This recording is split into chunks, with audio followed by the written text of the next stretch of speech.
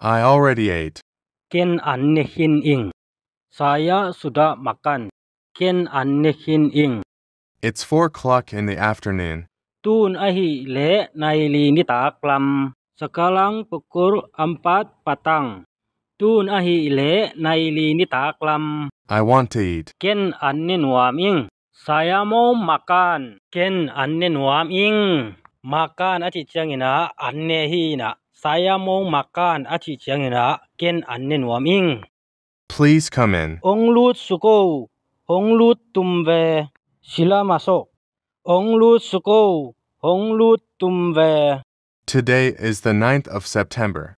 Tuni pen ni kuah September.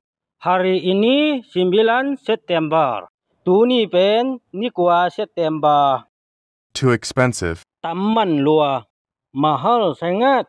Taman luar. Taman luar ci chiang ina van khat pe pe ilai ding chiang. Taman te. Thank you. Lungdam mo. Terima kasih. Lungdam mo. Aci na hi e. Today I am very busy. Tuni pen kei boy luar ing. Hari ini saya ingat sibuk. Tuni pen kei boy luar ing. Aci na mo.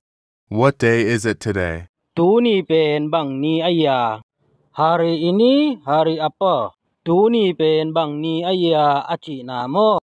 Can you please speak a bit slower? Aki nga dialom na pau tom jakai sak lete. Boleh ka awak bercakap lambat sedikit? Aki nga dialom na pau tom jakai sak lete. Aci namo. Can you help me? Nong hu thei pak dia. Boleh awak tolong saya. Lom nong hu thei pak dia. Aci nop na ahihi. I don't understand meaning. Ken tel siam keng. Saya tak faham. Ken tel siam keng. Thu khat pe pe ong ke dot le na tel kei le. I would like to eat noodles. Kei nek ding khau suai. Saya mau makan mie. Kei nek ding khau suai. Where is the hospital? Koya zato omaya. Di mana hospital. Koya zato omaya.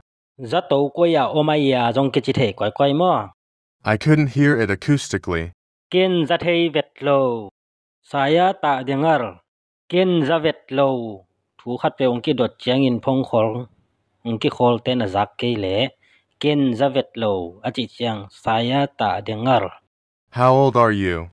Kumbang za na ya. Berapa umur awak? Kumbang za na ya lom. Kum adot na mo. Where do you work? Koya na sem na ya. Di mana awak bekerja? Koya lom na sem na ya. Ci adot na mo.